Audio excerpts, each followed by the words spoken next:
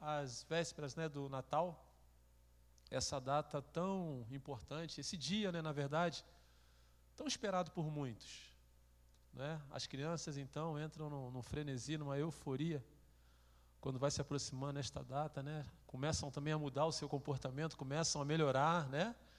Por conta dos presentes, interesse em ganhar o presente, mas tinha que estar bem assim desde abril, né? Mas aí quando chega novembro ali, a turma começa a mudar um pouquinho. Mas, enfim, esse é o clima que começa a tomar conta dos nossos corações, esse período de Natal. É um tempo também de reflexão, é um tempo de nós voltarmos o nosso pensamento para Deus, voltarmos a pensar no Deus como Criador, um Deus poderoso, na pessoa de Jesus que veio para nos resgatar do pecado e do mal. Também é um dia mundialmente, né, conhecido, porque, na verdade, é um dia que muda a história da humanidade. Quer a pessoa aceite ou não, o nascimento de Jesus é um marco na história da humanidade. Antes de Cristo e depois de Cristo. O nascimento do Filho de Deus começa assim a fazer a diferença em toda a história. E nós, como Igreja de Cristo, nós temos nesses últimos dias também voltado os nossos pensamentos para esse dia, para esse momento tão especial. Os sermões, a meditação, no último domingo, tanto pela manhã quanto à noite, o pastor Tadeu falou muito bem, com muita propriedade acerca do nascimento de Jesus, da pessoa de Maria. Os estudos bíblicos nossos também são voltados para isso, as cantatas de Natal, não é? E fica aqui também a dica, no próximo domingo teremos mais uma aqui em nossa igreja, no culto da noite. Você que está aqui é convidado a estar conosco, você que nos acompanha também. E, enfim, nós voltamos os nossos pensamentos para a essência do Natal, que é Jesus. E aí talvez alguém pode perguntar, mas por que, pastor, que nós, nesse período, nós insistimos tanto nisso? Falamos tanto acerca desse Natal, uma coisa que era para ser muito bem explicada dentro da vida de um cristão. Mas quando nós olhamos também à nossa volta, talvez até mesmo pessoas que professam a mesma fé que nós sabemos que existem aqueles cristãos que são chamados cristãos nominais, aquelas pessoas que se dizem de Jesus.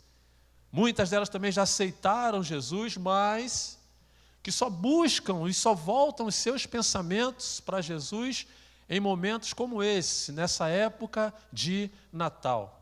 Ou seja, de ano em ano é que nós trazemos a memória acerca de nosso Jesus. No último domingo de ceia, nós estávamos aqui na classe das crianças, ministrando a ceia para os juniores, se eu não me engano, e aí nós, num bate-papo bem legal, estava explicando para elas o porquê que Jesus, quando deixa para nós essas ordenanças, né, do batismo e da ceia, e na ceia em especial, ele usa a seguinte expressão: fazer isso todas as vezes em memória de mim. E a ideia que Jesus trabalha na ceia é para que nós não venhamos esquecer do seu sacrifício na cruz. E eu entendo também que no Natal, nós não podemos esquecer desse Jesus maravilhoso. E por que, queridos, que nós dizemos isso? E por que nós trazemos à memória? Por que as crianças louvam ao Senhor, os adultos, jovens louvam ao Senhor através de cantato, para que nós possamos trazer à memória esse feito. Queridos, nesse tempo, as coisas começam a mudar. O cenário onde nós moramos começa a mudar. Aqui na estrada do Cabuçu, né, as luzes começam a tomar formato, fica uma coisa bonita. A nossa igreja também está uma coisa linda, não é? Isso é muito nosso. Ali na estrada do Cabuçu está uma coisa linda também, uma árvore de Natal bonita. Quando você vai aqui em Penedo, tem um negócio bacana que eles fazem ali nesse período do Natal. Lá no Rio Grande do Sul, lá em Gramado, tem o Natal Luz, né, que é uma coisa fenomenal, uma coisa linda, bonito de ver. Bonito de ver, não muda, não tiramos a beleza daquilo dali. O que não dizer também dos shoppings, das cidades, aqui pertinho de nós, o Parque Shopping, uma coisa linda que está. As luzes acabam nos convidando, parece que é um imã que tem, né? A beleza acaba te chamando, te conduzindo a entrar.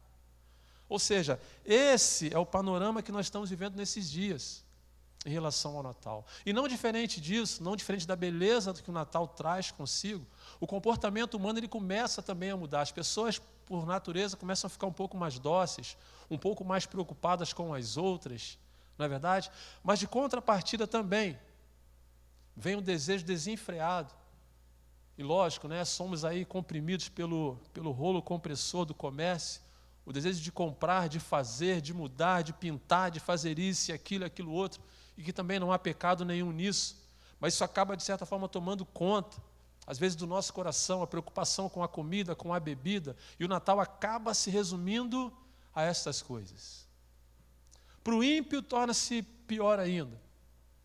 O Natal acaba sendo sintetizado ali nas comidas e nas bebidas, muito mais bebidas do que comida.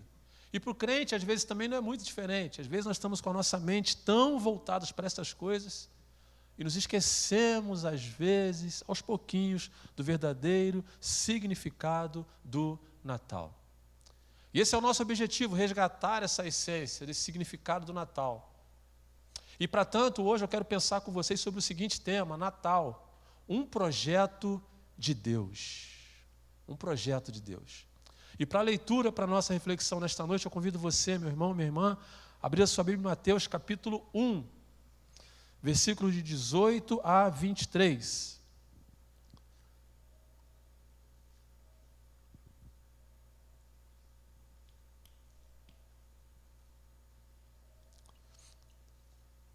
Mateus, capítulo 1, de 18 a 23. Na verdade, eu vou começar falando um pouquinho com os irmãos hoje. Se o pastor Tadeu me consentir na próxima quarta-feira, eu continuo a nossa linha de pensamento acerca deste tema, desse estudo. Natal, um propósito, um projeto de Deus. Vamos à leitura do texto? Diz assim o texto: o nascimento de Jesus. Ora, o nascimento de Jesus Cristo foi assim. Estando Maria, sua mãe, desposada com José, sem que tivessem antes coabitado, achou-se grávida pelo Espírito Santo. Mas José, seu esposo, sendo justo e não a querendo infamar, resolveu deixá-la secretamente. Enquanto ponderava nestas coisas, eis que lhe apareceu em sonho um anjo do Senhor, dizendo: José, filho de Davi, não temas receber Maria, tua mulher, porque o que nela foi gerado é do Espírito Santo. Ela dará à luz a um filho, e lhe porás um nome de Jesus, porque ele salvará o seu povo dos pecados deles. Ora, tudo isso aconteceu para que se cumprisse o que fora dito pelo Senhor, por intermédio do profeta. Eis que a virgem conceberá e dará à luz um filho, e ele será chamado pelo nome de Emanuel, que quer dizer Deus conosco. Despertando José do sono, fez como lhe ordenara o anjo do Senhor e recebeu sua mulher. Contudo, não a conheceu enquanto ela não deu à luz um filho, a quem o pôs o nome de Jesus. Amém, queridos? Até passei um pouquinho, foi até o 25. Mas a primeira ideia que eu quero pensar com vocês aqui sobre o Natal, um projeto de Deus, o primeiro ponto que eu quero pensar com vocês, queridos, é sobre o autor deste projeto, que é o próprio Deus. Como lemos aqui no versículo 22, vai dizer assim: tudo isto aconteceu para que se cumprisse o que fora dito pelo Senhor, por intermédio do profeta. E no 23 ele fecha: eis que a virgem conceberá e dará à luz a um filho, e ele será chamado pelo nome Emanuel, quer dizer Deus conosco. A grande verdade, queridos, é que esse projeto chamado Natal, ele começa ainda lá no Éden. A mentoria desse projeto chamado Natal, a idealização ou a realização, ela é do próprio Deus. Quando nós voltamos à leitura bíblica lá no Antigo Testamento, ainda no Éden, quando Deus faz o homem, e aí o texto lá de Gênesis vai mostrar para nós que Deus, ele deixa o homem muito à vontade em relação à criação que ele dá um aspecto diferenciado para o homem. Se você voltar, você não precisa abrir, mas lá em Gênesis capítulo 1, versículo de 1 a 25, é quando Deus então começa a criação. E nesse contexto aqui, Deus cria o sol, Deus faz a separação entre dia e noite, Deus faz a separação entre terra e água. Deus faz a separação entre o firmamento, o céu, as estrelas. Deus cria as florestas. Deus cria os animais, a fauna, a flora. E lá no versículo 25 até o versículo 25, o texto bíblico fecha com a seguinte narrativa, dizendo o seguinte: e viu Deus que era bom. Ou seja, até então Deus olha para o que Ele faz, e a palavra de Deus diz que Deus olhou para tudo aquilo e viu que era bom. Mas a partir do versículo 26 de Gênesis capítulo 1, Deus então começa a formar o homem. E aí nós entendemos aqui que o homem passa a ser o centro da criação de Deus, a coroa da criação de Deus. E a partir desse momento aqui da criação do homem, a narrativa bíblica, ela muda a sua entonação. Deus agora não olha e não diz apenas que viu Deus que era bom. Na minha versão, na minha Bíblia, vai dizer o seguinte: e viu Deus que era muito bom. Ou seja, muito bom, vai além, versículo 31 de Gênesis capítulo 1. E viu Deus que era muito bom. E quando nós começamos a ler acerca desse versículo aqui em especial, Deus já começa a manifestar um tratamento diferenciado ao homem, a nós homens. A Adão, Deus olha para Adão de uma forma diferenciada, assim como Deus olha para nós também de forma diferenciada. E diferente dos animais, Deus faz Adão, você pode ler depois na sua Bíblia, e coloca Adão para gerir sobre os animais, sobre as plantas, sobre as sementes, sobre o que comer, sobre o que não comer. E Deus dá também, coloca também no homem, em Adão, o livre arbítrio, o arbítrio de escolha, de Adão fazer aquilo que ele quer, de escolher as coisas que ele quer. Ou seja, Deus forma o homem de uma maneira plena, perfeita. E dentro desta liberdade que Deus dá ao homem, que Deus dá a Adão, ele faz uma das escolhas que nós estamos amargando até o dia de hoje. O pecado da desobediência a Deus. E quando Adão começa esse desvio de conduta, quando ele transgride contra a vontade de Deus e desobedece a Deus, ainda assim, queridos, o amor de Deus continua sendo direcionado a ele. Deus não desiste de Adão por conta do seu pecado. Deus não desiste de Adão por conta da sua desobediência. Deus não desiste. Deus continua olhando para Adão com um olhar de amor. Ou seja, lá no Éden, Deus já começa a olhar para Adão, e assim chegamos até o dia de hoje, de um Deus poderoso olhando para nós com um olhar diferenciado. Nós, seres mortais, pecaminosos, ainda assim Deus continua olhando para nós. E lá no Éden, Deus não desistiu de Adão. Deus não entregou os pontos com Adão. Lembra que Deus, quando olha para Adão, o texto diz que viu que era muito bom. Então Deus, mesmo com o pecado, mesmo com a transgressão de Adão, palavras minhas, não do texto, mas Deus não ia entregar a obra mais perfeita da sua mão, assim, de mãos beijadas. Deus não ia fazer isso. Deus não fez isso. Deus não desistiu, irmãos. E as primeiras lições que nós aprendemos aqui é de que Deus não desiste de nós. O Natal também traz para nós essa mensagem de que Deus não desiste de nós. O amor de Deus permanece de maneira assim abundante sobre nós, independente dos nossos pecados, independente dos nossos erros, independente da nossa maneira de agir, de pensar, de falar. O amor de Deus continua pairando sobre nós. O que aprendemos aqui é de que Deus não desistiu de nós. E aí nós vamos seguindo, irmãos. No Antigo Testamento, na verdade, é uma plataforma desse projeto de Deus em relação ao Natal. Aqui no Éden, Deus já começa a se preocupar. De Gênesis a Malaquia, vão apontar sempre para Jesus. Sempre a Jesus. É bem verdade que algumas passagens bíblicas, isso aí fica muito bem claro para nós ali.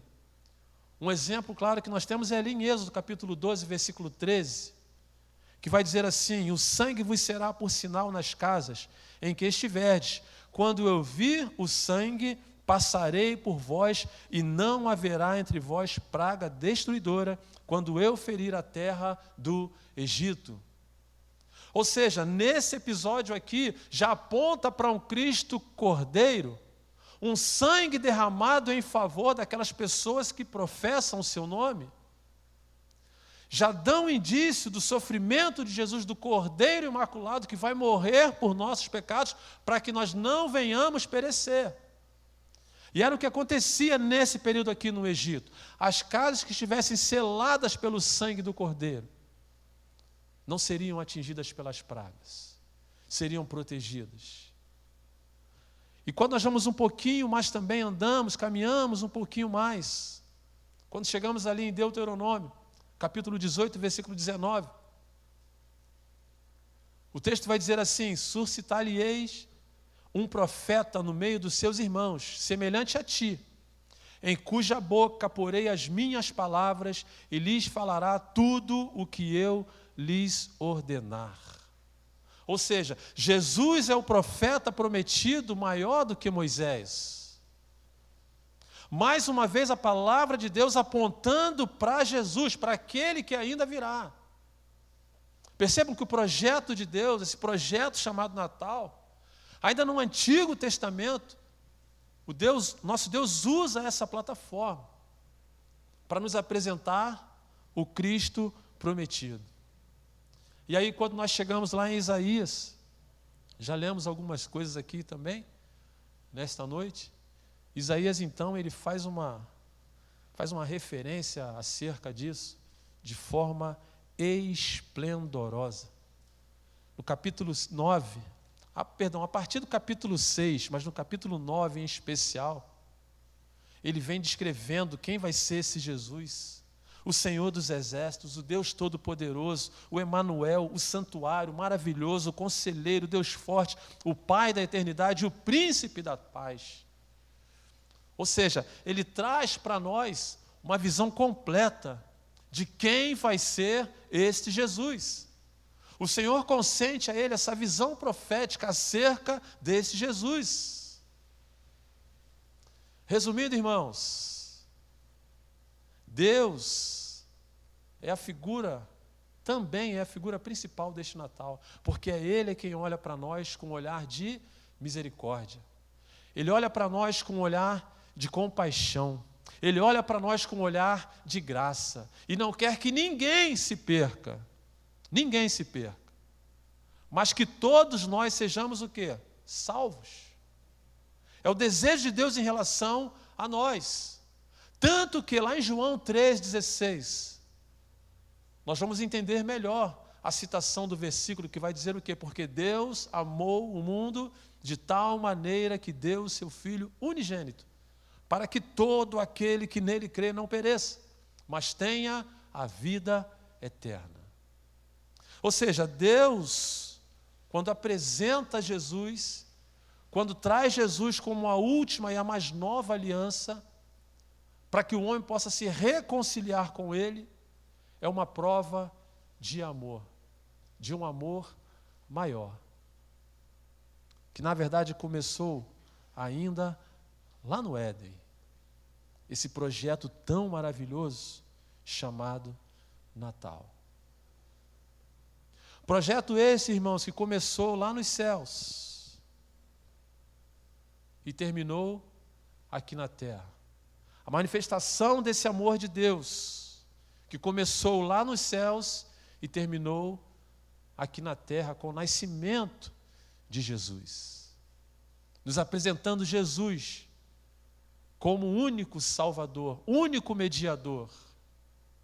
E por isso nós entendemos, irmãos, que nesse projeto, Jesus passa a ser também a pessoa principal. A pessoa a qual Deus usa, Deus tem usado, para que através dela nós possamos ser salvos. E é triste, irmãos, constatar que nesse período, tanto a pessoa do Deus Criador, do Deus amoroso, do Deus cuidadoso, do Deus que olhou para nós com um olhar de compaixão e graça, é triste ver que nesse período de Natal, tanto Deus quanto o próprio Jesus são colocados às vezes de lado. Não recebem as honras merecidas, não recebem as atenções merecidas. Não damos tanta importância assim. Aquilo que é material às vezes acaba falando mais alto, acaba tomando um impulso maior, uma entonação maior. E nós nos esquecemos disso, irmãos, às vezes. E é por isso que nesse período nós procuramos trazer à memória essas coisas, para que nós não venhamos nos esquecer de que esse projeto chamado Natal nasceu no coração de Deus. E esse projeto chamado Natal um dia chegou até nós, até mim, até você, meus irmãos aqui presentes, muitos também nos acompanhando. Mas a grande verdade é que esse projeto também ainda precisa chegar na vida de muitas pessoas. Esse Jesus ainda precisa nascer na vida de muitas pessoas. Esse Jesus precisa nascer na casa e na família ainda de muitas pessoas, não são poucas. Não são poucas. E esse Jesus precisa continuar sendo o centro das nossas atenções, das nossas homenagens. Esse Jesus que nos trouxe a salvação, esse Jesus que se fez carne e habitou entre nós, para levar sobre si as nossas dores, os nossos sofrimentos. Nós não podemos esquecer disso. É triste, irmãos, quando chega esse período, onde o bom velhinho rouba o lugar de Jesus. É triste constatar que os presentes roubam esse lugar. É triste constatar que as festas roubam este lugar. E não muito distante, né, quando chegamos lá na Páscoa. Na Páscoa eu acho que é até pior de todos, né? Um coelho toma a coroa de Jesus. Toma o lugar da coroa de Jesus. Toma o lugar da cruz de Cristo. É triste constatar isso, irmão, mas é uma realidade. E por isso a nossa preocupação em trazermos à memória essas coisas. De lembrarmos do grande Criador, Deus, da sua preocupação em relação a nós, do seu cuidado e amor em relação a nós, nos mandando Jesus para a remissão dos nossos pecados. Mas o Senhor não para por aqui. Nesse projeto chamado Natal, o Senhor não realiza ele sozinho, Ele usa pessoas. E é o segundo ponto que eu vou começar falando com os irmãos hoje, mas aí na semana que vem a gente trata mais sobre outros personagens acerca desse Natal. É justamente esse segundo ponto que eu quero pensar com vocês, sobre estes personagens centrais que agora Deus usa nesse projeto chamado Natal. As pessoas que Deus usa. E esse primeiro personagem que eu quero pensar com vocês é José.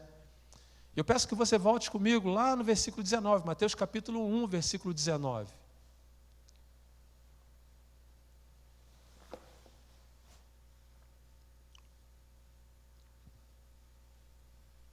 Diz assim o texto: mas José, seu esposo, sendo justo e não querendo o infamar, resolveu deixá-la secretamente. Secretamente. Como eu disse no último domingo, o pastor Tadeu já trabalhou bem essa questão aqui sobre Maria, sobre José, e eu quero pensar só mais um pouquinho com vocês acerca deste homem que não é muito falado, não é muito pregado, né, mas que é um homem de uma passagem tão importante nesse contexto da vida de Jesus aqui na terra. E nós podemos aprender com ele também. A primeira ideia aqui que me passa, irmãos, que eu fico pensando às vezes, é sobre essa nobreza de José. A maneira como ele se comportou, a sua postura mediante a esse acontecimento.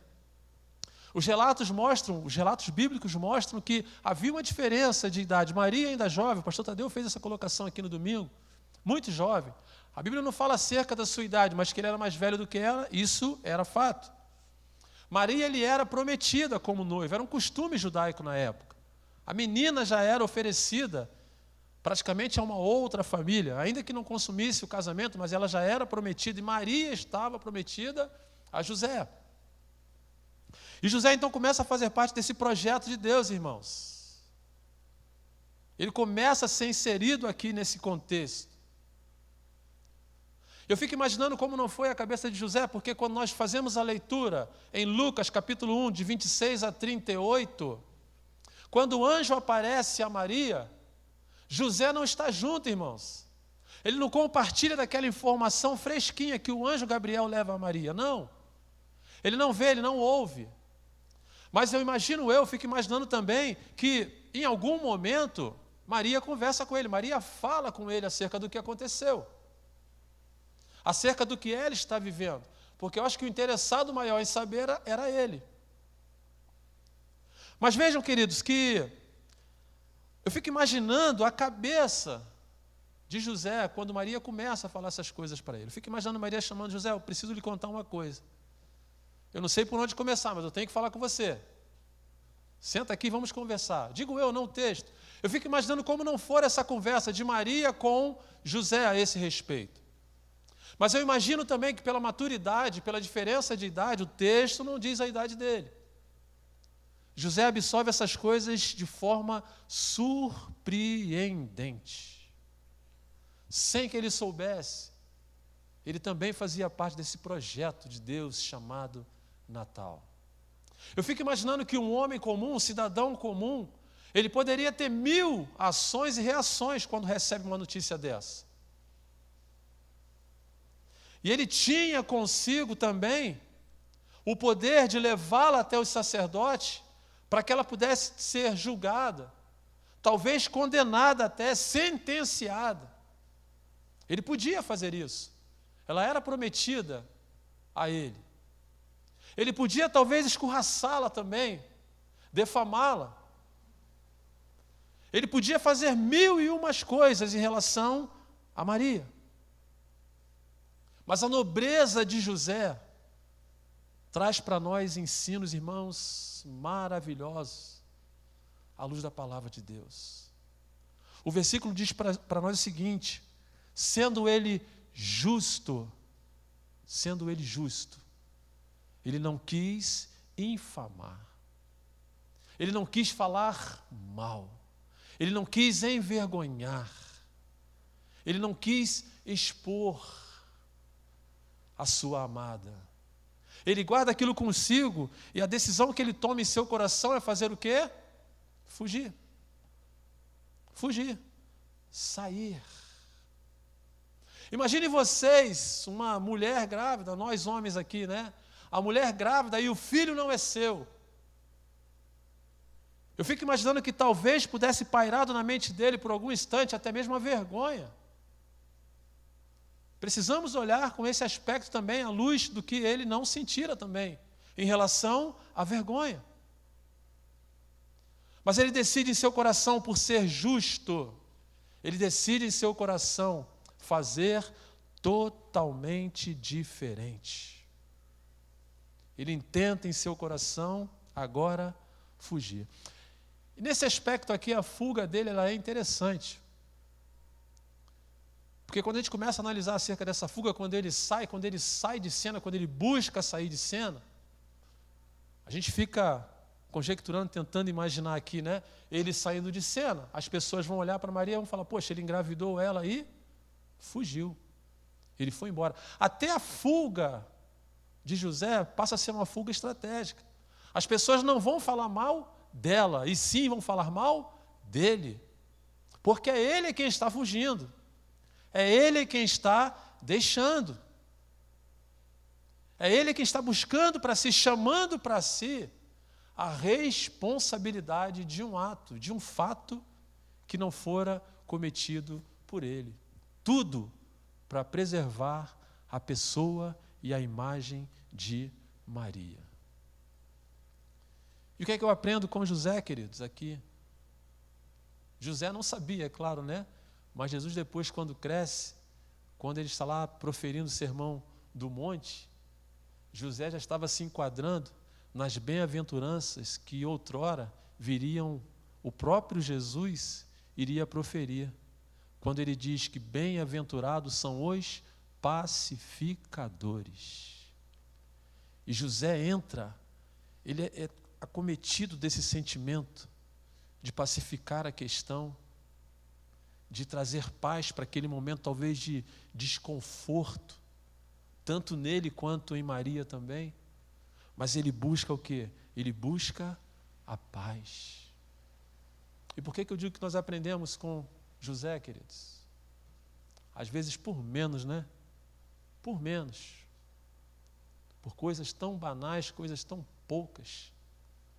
Nós não conseguimos segurar, explodimos, estouramos, defamamos, saímos aos trancos e barrancos falando barbaridades do nosso próximo, às vezes, das pessoas que se relacionam com a gente, da nossa igreja, às vezes, dos nossos pastores, às vezes.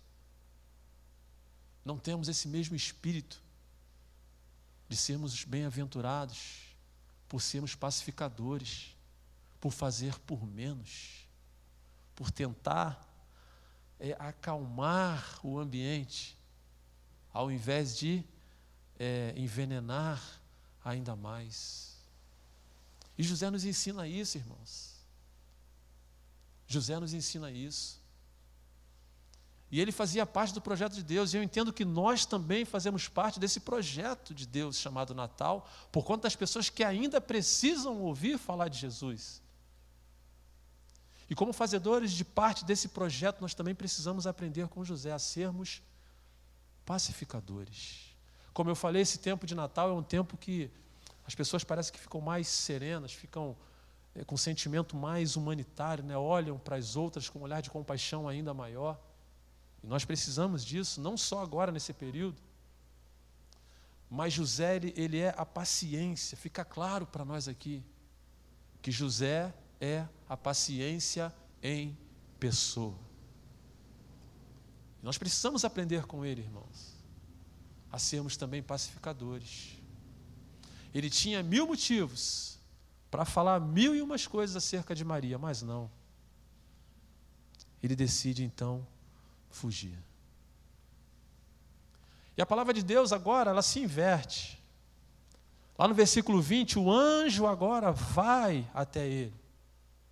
E diz o que para ele? Não temas receber Maria, tua mulher, porque o que nela foi gerado é do Espírito Santo. É do Espírito Santo. E aí o aspecto aqui agora começa a mudar. A figura de José agora nesse contexto aqui também, ela começa, irmãos, a mudar. José, que outrora queria fugir, ele agora começa a se envolver nesta questão. E a gente avança um pouquinho na história. Jesus precisava nascer aonde, queridos? Em Belém. As profecias apontavam para Belém. Maria está grávida aonde? Em Nazaré, na Galiléia ainda. Mas Jesus precisava nascer em Belém. E quem é que Deus usa para que Maria chegue até Belém? José. Quando nós vamos lendo no texto, lá em Lucas, agora pulando, né, de um livro para o outro, capítulo 2, ou então o imperador Augusto César, ele estabelece então o ressaciamento. Era um período, como se fosse aqui no Brasil, um período militar, onde os homens precisam se apresentar. Tem um período em que ele precisa se apresentar em uma unidade militar. Naquele tempo, os homens precisavam se apresentar em Belém, por conta deste ressaciamento, dessa contagem de quantos homens tinham, para saber a estrutura, né? Hoje nós estamos vivendo aí, não sei se já acabou, mas nós estávamos vivendo o censo, né? O IBGE, as pessoas indo em casa para saber quantos brasileiros tem, como é que está mais ou menos, sabe, aquela questão do censo. Só que o censo, a pessoa vai até a sua casa, vai até a nossa casa. No serviço militar, não. O homem, o rapaz, precisava se apresentar, como é no Brasil hoje. Ele precisa ir até uma unidade. Naquele tempo não era diferente, irmãos. Deus começa a mover as coisas da maneira dele, que nós não entendemos. mas era necessário que Jesus nascesse em Belém. E vem então essa situação em que José precisa ir para Belém. Precisa estar em Belém. E ele vai, queridos, ele não deixa de ir, não. E aí a pergunta que fica, e eu estava depois olhando lá, assistindo, né, alguns sermões do pastor Hernando Dias Lopes, e a pergunta que fica, por que Maria foi junto? Se na verdade ele que era o homem, ele é quem tinha que se apresentar. E por que Maria foi junto? E a gente para analisar, a distância não era pouca. Era complicado, não é hoje. Hoje, se você for naquela região, está praticamente tudo asfaltado, você consegue fazer o trajeto em um espaço curto de tempo. Mas naquele tempo, não. Eu fico imaginando, e às vezes, né, nas cantatas, as imagens que aparecem, nos traz a ideia mais ou menos de como não for aquele tempo. Maria sentada talvez sobre um jumentinho, de ladinho ali com a sua barriga, e fazendo aquela viagem a pé, e José na frente puxando. Estudos apontam, irmãos, que levaram mais ou menos 4 dias, e a pergunta que fica, por que todo esse sofrimento, irmãos, em relação a José levá-la?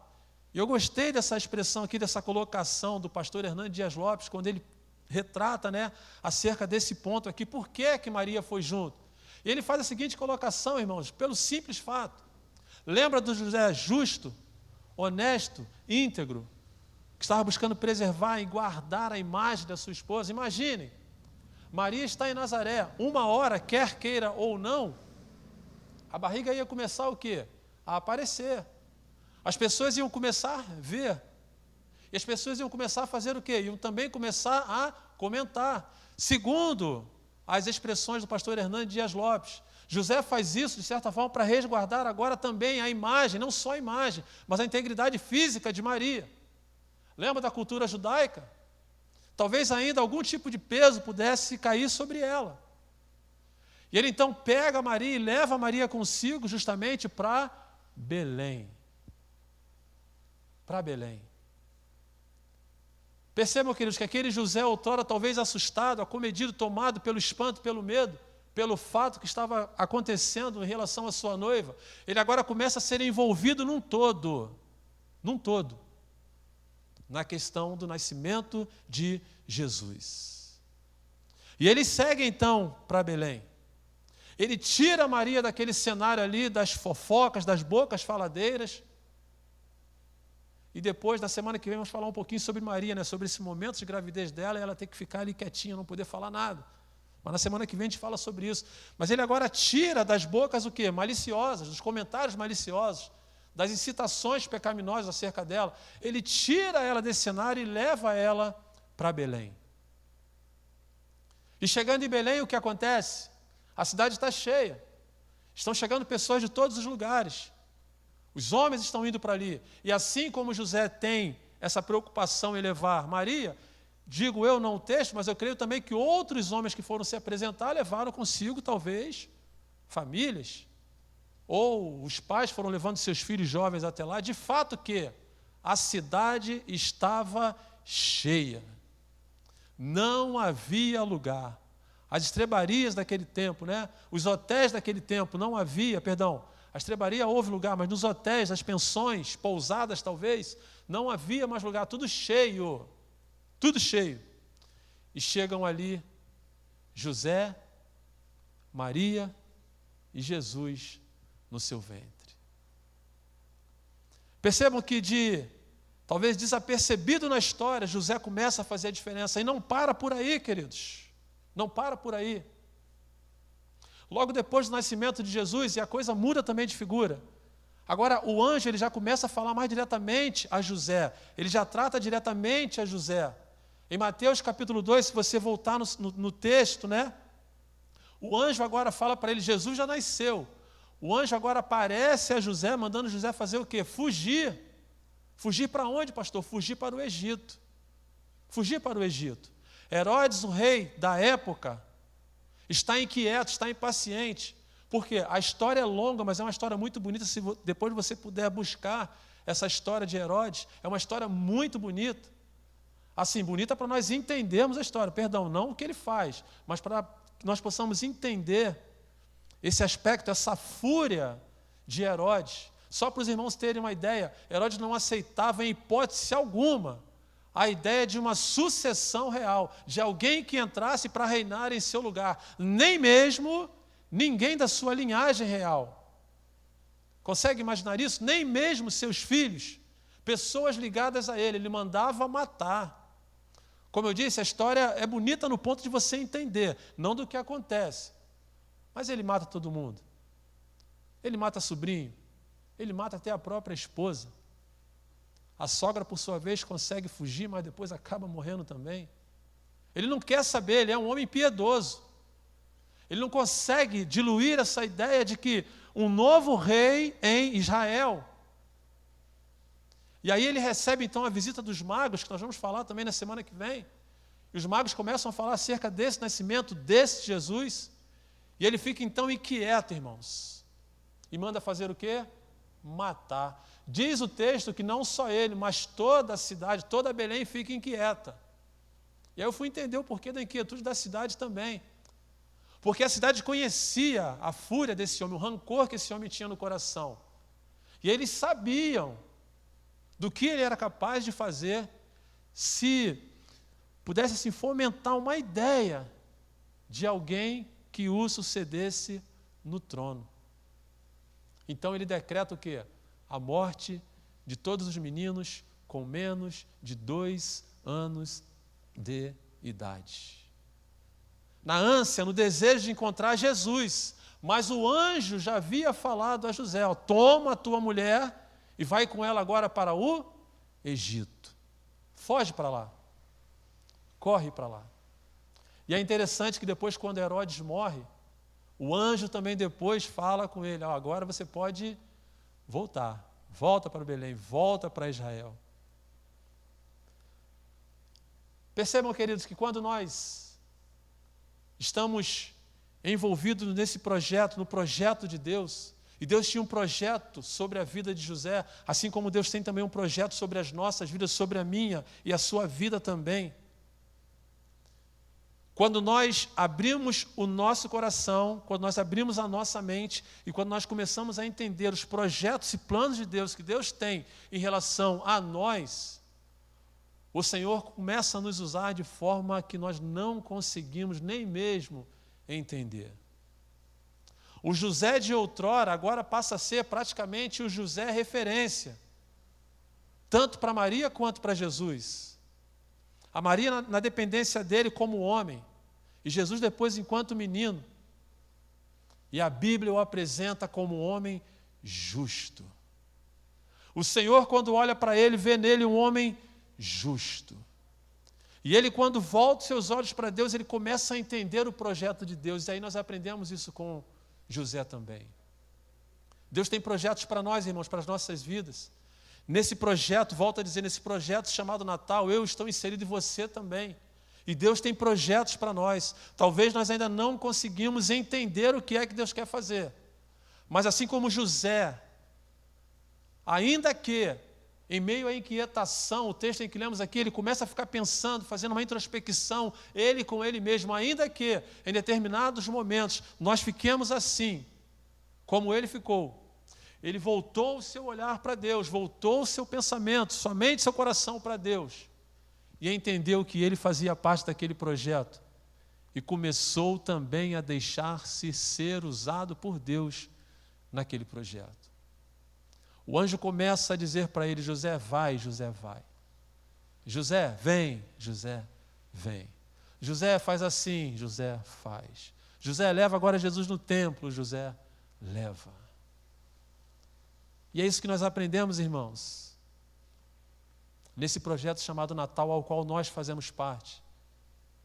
E como nós precisamos aprender também com José, que o que nós precisamos fazer é buscar viver uma vida de retidão, de justiça diante de Deus, para que Deus ache graça em nossas vidas e nos use também, assim como Ele usou a José, assim como Ele usou também a Maria, assim como Ele usou também os pastores, assim como Ele usou também os magos, assim como Ele tem nos usado, assim como Ele quer nos usar também. Esse é o projeto de Deus, irmãos. É isso que Deus tem para nós, para esse tempo de Natal. esse projeto chamado Natal. Já terminando a nossa meditação nesta noite, na semana que vem vamos continuar, se Deus quiser, e o pastor Tadeu autorizar. O que nós aprendemos?